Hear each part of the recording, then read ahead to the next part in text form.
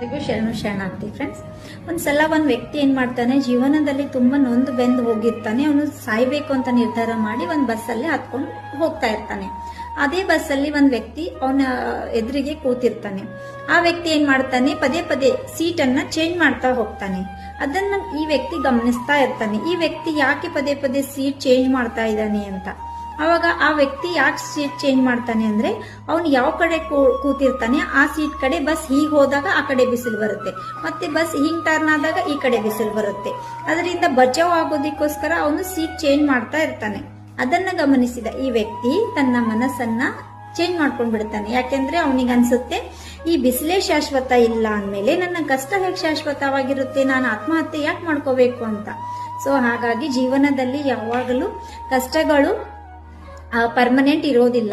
So ಕಷ್ಟ ಬಂದ್ಮೇಲೆ ಸುಖ ಬಂದೇ ಬರುತ್ತೆ. ಎಲ್ಲರಿಗೂ ಶರಣಾರ್ಥಿ. ಕಷ್ಟ ಒಂದೇ ಬರದು, ಸುಖವೂ ಬರದೇ ಇರದು.